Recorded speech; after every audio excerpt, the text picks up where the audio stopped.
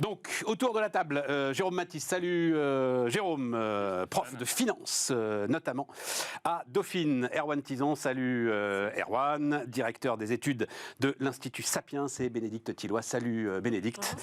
Entrepreneuse, ancienne DRH de la SNCF. Là, je vais... tu vas.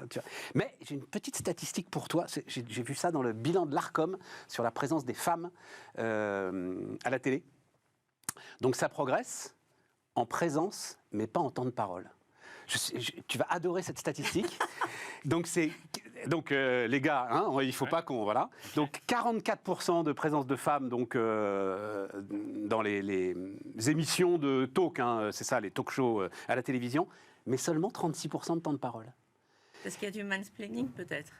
Parce que vous ne tapez pas assez du poing sur la table, tu vois, pour dire mais je ne suis pas du tout d'accord avec ça, monsieur Tison, enfin, comment peut-on tenir de tels propos ? Elles ont sans doute pris de concision aussi. On va dire ça. Hein ? Non, c'est vachement intéressant comme statistique. Non, la vérité, c'est que quand j'ai quitté mon COMEX pour ma start-up, la première, j'étais frappée du fait que j'étais pas spontanément écoutée et qu'il fallait que je parle plus fort pour être entendue. Comme quoi, le fait d'avoir perdu mes galons, ça me... Ah tu parles évidemment. Tu vois, mais ça me mettait face à de jeunes trentenaires, voire même plus jeunes encore, il fallait quand même que je l'ouvre sévèrement pour être écoutée. Vraiment. Ah oui, parce que en fait, tu avais la mauvaise habitude d'être une femme ultra galonnée. J'avais des galons et donc tu pensais que tu pouvais t'exprimer à l'égal des hommes. Lourde erreur. Sans doute, j'avais intégré le fait que c'était réglé de ce point de vue-là. En tout cas, vis-à-vis d'un certain cercle. Et là, non. Je me suis rendu compte que non. Et qu'il fallait faire preuve de présence. Ouais, mais alors dans notre champ, moi, 44% de présence, j'y arrive absolument pas. Puis je dois te dire, j'ai lâché l'affaire.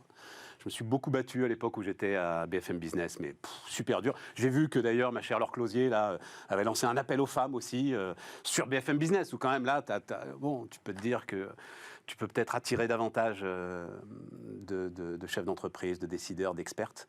Mais ça reste très très compliqué. Mais c'est parce que les hommes acceptent de venir quand ils y connaissent rien et pas les femmes. Mais tu viens de résumer exactement le truc, ma chère. La situation de ce plateau.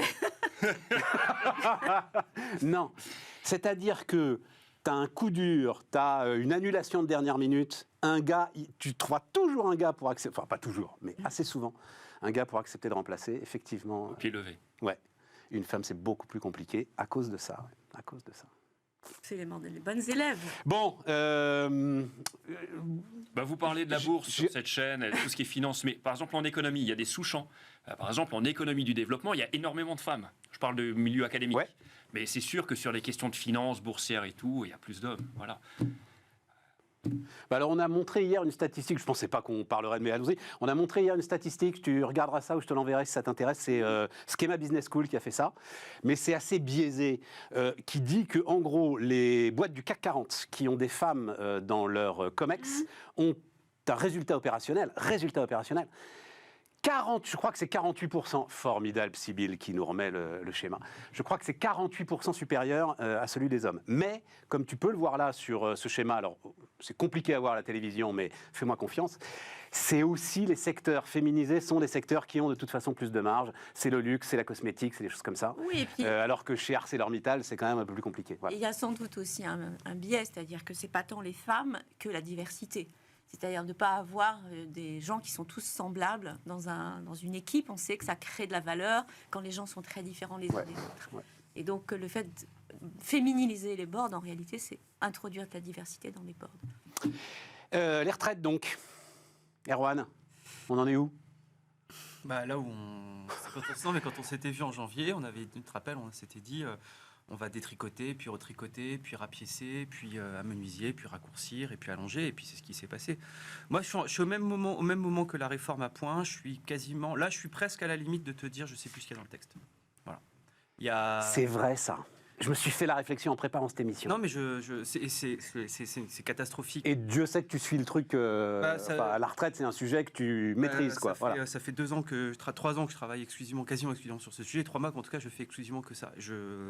Et là, en plus, la cerise sur le gâteau, c'est le ministre en charge qui te dit, mais c'est super, on fait un déficit que de 200 millions au final en 2030.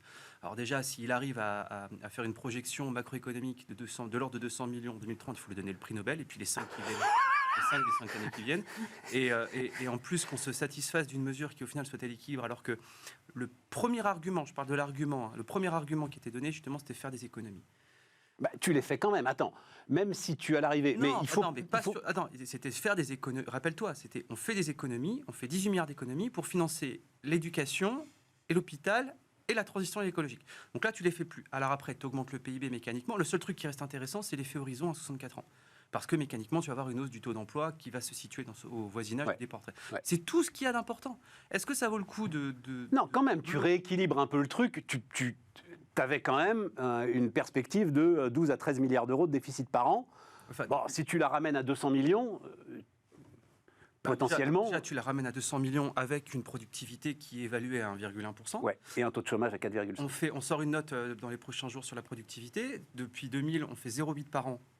0,8 par an en productivité horaire. C'est la seule qui vaille en comparaison internationale, parce que ça élimine le fait qu'on travaille beaucoup moins que les voisins.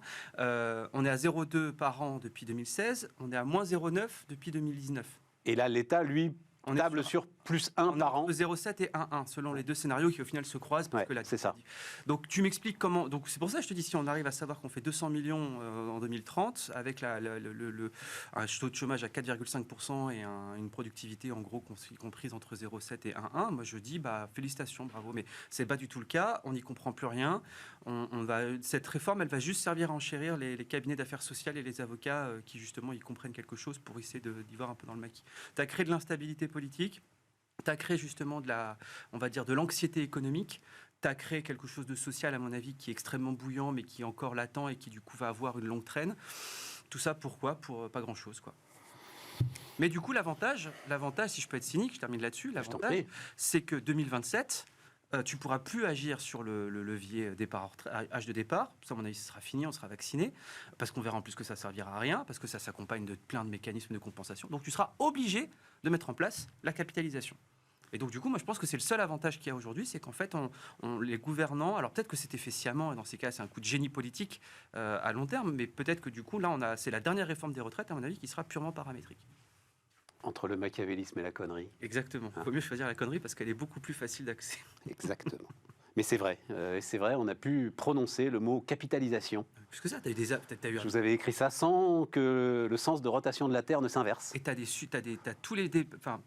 beaucoup de médias maintenant, même de grandes audiences, qui justement font des débats. Pas est-ce que la capitalisation c'est absolument catastrophique, on va travailler jusqu'à 80 ans, c'est est-ce que c'est la façon de sauver le système par répartition. Ouais. Et je trouve que, on en parlait à l'Institut Sapiens, parce que c'est un combat qu'on mène malgré contre vents et marées depuis plusieurs années, on nous a traité de tout et de vendu à tout, alors je précise qu'on est payé par absolument personne pour mettre en place la capitalisation, c'est peut-être une démarche un peu égoïste de vouloir des pensions de retraite à un certain niveau dans quelques années, mais on remarque que le changement a été assez brutal, comme il a été sur le nucléaire l'année dernière. Donc on a des changements de thématiques et de paradigmes dans le débat public qui sont assez intéressants parce qu'on est en train de faire des révolutions coperniciennes sur pas mal d'idées. Bénédicte ? Alors, non, vas-y, si tu as un commentaire général, parce qu'après j'ai des questions quand même un peu SNCF qui m'intéressent. Si tu veux, pose-les. Ce dont je me rappelle, c'est en 2007, donc ça fait déjà quelques années, j'étais directrice de région à la SNCF et j'ai dû gérer pendant une dizaine de jours les conséquences de je ne sais plus quelle 2007, étape service minimum de l'évolution, de l'évolution des retraites. Je ne sais plus quel était le passage en 2007. Et c'est d'ailleurs à l'issue de cette grève de 10 jours qu'a été établie la notion de service minimum et l'obligation pour les grévistes de se déclarer 48 heures à l'avance. Mais c'était déjà le sujet, c'était déjà cette bataille d'arguments, c'était déjà les mêmes représentations. Et j'ai l'impression en fait de revoir la même histoire se reproduire. Comment on fait quand tu es jour sans fin comme quand tu es DRH et que tu subis une grève qui n'a rien à voir avec l'entreprise? Mais c'est malheureusement la vie quotidienne des DRH des grandes entreprises publiques et particulièrement de celles... De la SNCF. La Poste, c'est fini. Il y avait la Poste. et particulièrement de celles À la marge qui d'EDF. ont un pouvoir de blocage Ouais, voilà. potentiel. hein. Voilà. Donc, c'est vrai que le système se réduit. Et d'ailleurs, les organisations syndicales pratiquent l'allocation stratégique des ressources. hein. C'est-à-dire que moins le syndicalisme a de prise effective dans la population, et plus ils ont intérêt à avoir des chaudrons bouillants là où potentiellement ils ont des leviers pour agiter le pays. Et donc, on sait très bien quand on est DRH que quelques semaines avant des grandes échéances politiques, il va y avoir plein d'événements, de micro-événements qui vont être montés en épingle et qui vont être reliés à des enjeux politiques, de telle sorte que lorsque les mouvements de grève vont être engagés, il y ait suffisamment de grévistes pour faire la jonction, finalement, entre des bobos du quotidien et les éléments politiques sur lesquels les centrales ont appelé les organisations syndicales à se bouger. On le sait. Et c'est cruel. Parce que Et donc, quand tu es, toi, poste de DRH de la SNCF, tu dis, bon, on va attendre que ça se passe, ou tu essayes de limiter la casse, tu essayes quand même de discuter avec eux, En fait, t'es sous la double pression de l'État qui veut s'assurer que ça va se passer correctement. Et puis de l'autre côté, de la part des organisations syndicales et des collaborateurs, où tu te dis, ce serait bien quand même qu'il y en ait le moins possible qui soient en grève, parce que on va encore être montré du doigt. Donc, tu es dans une situation d'essayer de manier la chèvre et le chou. Et je crois que le plus terrible, et ça m'est arrivé, c'est en fait quand tu as des combats internes qui sont des combats directement liés à l'exploitation, ou en tout cas à l'objet de ton travail quotidien, auquel tu dois renoncer parce que très haut, on t'a expliqué qu'en fait, compte tenu des enjeux pour le pays, ton projet a beaucoup d'intérêt, mais ce serait mieux si tu pouvais le faire plus tard pour ne pas menacer un projet qui est bien plus grand que toi. Et j'en ai eu quelques-uns des comme ça, et ça c'est vraiment très dur. Ouais. Et je crois que c'est une des raisons de démobilisation potentielle du management. Et tout l'enjeu, pour moi, c'est de protéger le management dans ces moments-là, c'est-à-dire de faire en sorte que les combats qui ont de la valeur, c'est-à-dire ceux qui sont capables de faire avancer les choses à la fois pour les clients et pour les salariés au travail, tu continues à les mener et qu'ils ne soient pas finalement pris en otage par des débats qui ne les concernent pas.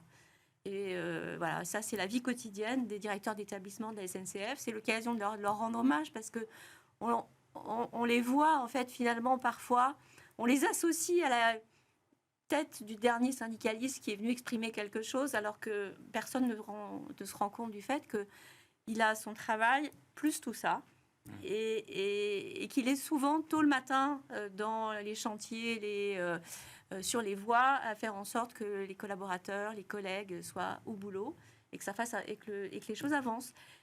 Merci de me donner l'occasion d'en parler, parce que c'est vrai que sinon on dit ils sont tout le temps en grève. En fait, ils sont appelés par les centrales syndicales pour être sûrs que le moment venu, ils seront là. D'une certaine manière, c'est leur loyauté à leur cause. Et la loyauté à la cause des dirigeants et de tous les managers de terrain, c'est de faire en sorte que ça tourne, y compris ces jours-là, du mieux possible, et qu'il n'y ait pas de vandalisme, qu'il n'y ait pas que les gens ne se retournent pas contre les installations. Y compris les voyageurs, d'ailleurs. Enfin, voilà. Donc, non, comme tu dis, ils ont leur travail, et ça en plus. Exactement. Ouais. Un mot sur... Jérôme, mais vas-y, plus qu'un mot, on a le temps, on est bien. Hein. Je voulais juste dire un mot sur la capitalisation, parce que comme tu l'as dit, le Sénat lance une étude là, sur la capitalisation des retraites. C'est un sujet qui est d'autant plus important qu'il dépasse le seul thème des retraites. Par exemple, les États-Unis, on sait que c'est un système par capitalisation, c'est notamment ce qui leur donne leur force de frappe pour financer l'innovation. Parce que ça passe par les marchés financiers avant de sortir de la poche de l'actif et rentrer dans la poche du retraité.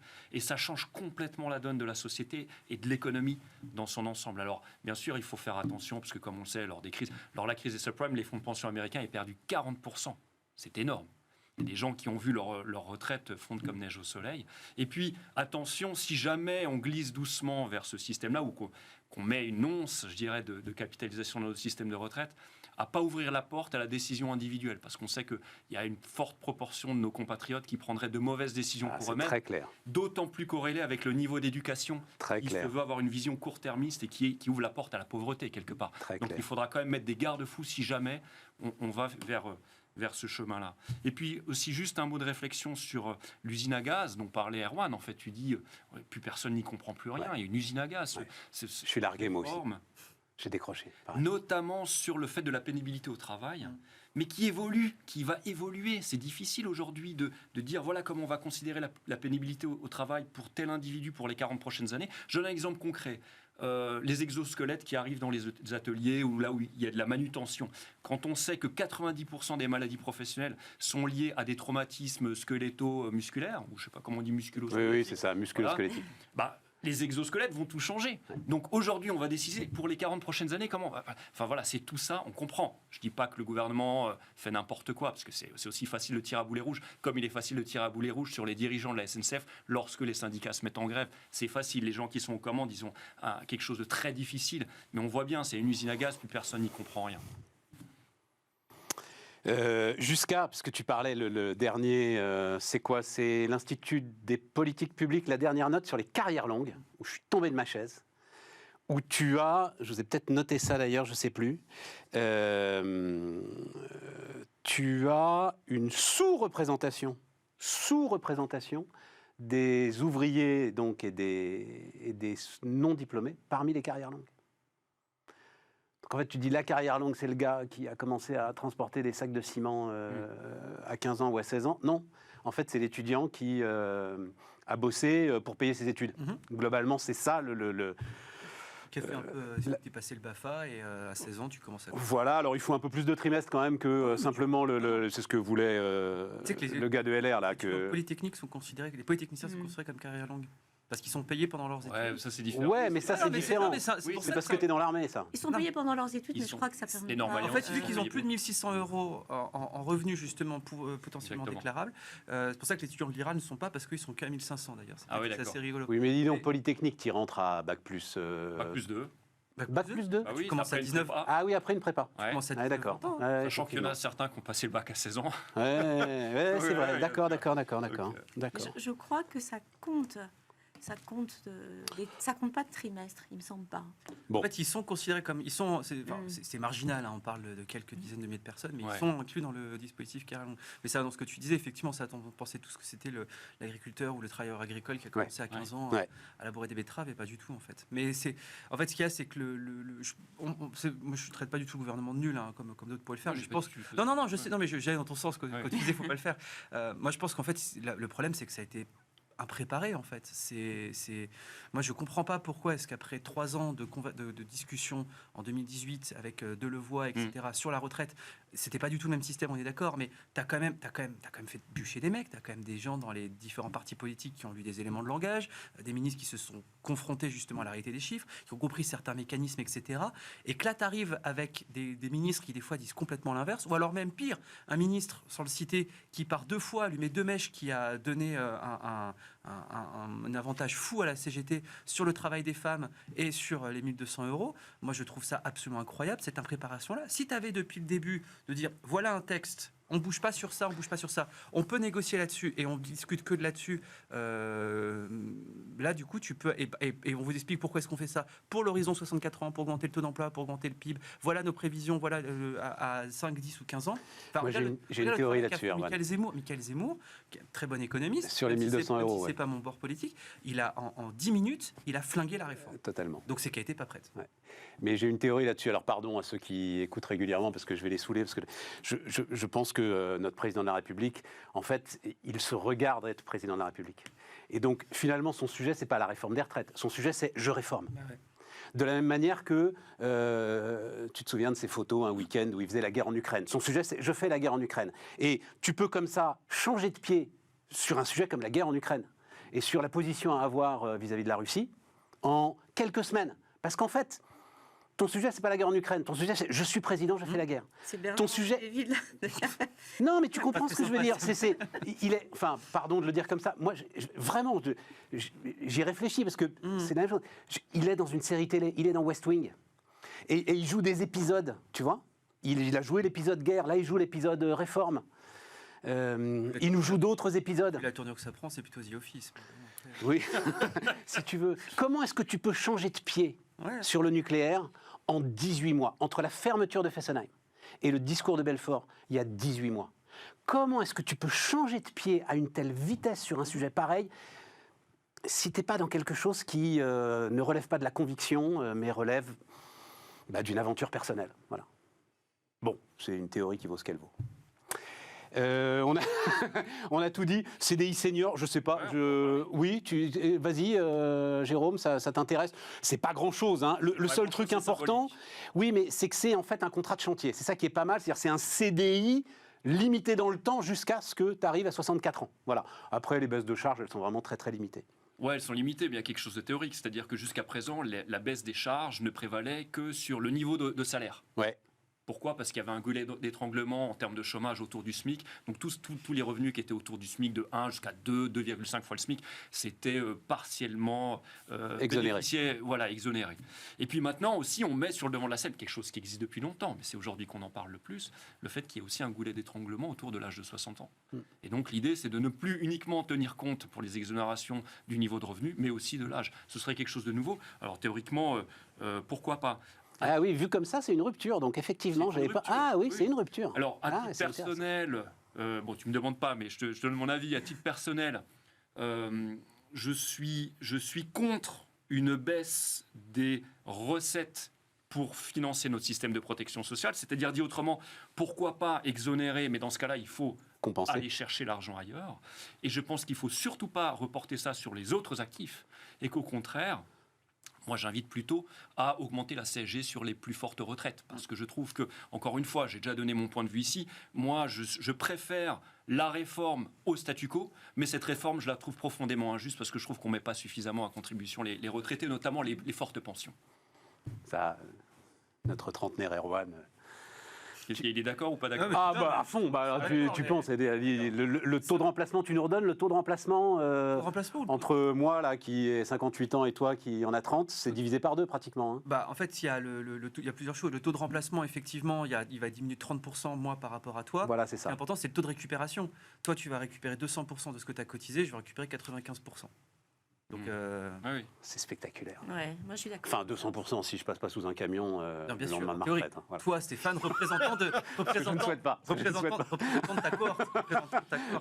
Mais juste sur le CDI senior, moi je rejoins ce que tu viens de dire. Là-dessus, encore une fois, affaiblir par des cotisations. Le vrai problème, je pense que ce qu'on regarde, c'est pas uniquement une question de coût, parce que l'entreprise va pas avoir un effet d'aubaine parce qu'elle va gagner 30 € par mois sur un coût du travail. Ce qui compte vraiment, je pense, c'est sur le côté formation. Quand tu regardes la formation de cette catégorie d'âge-là, elle chute, elle est inférieure même au NITS. Évidemment.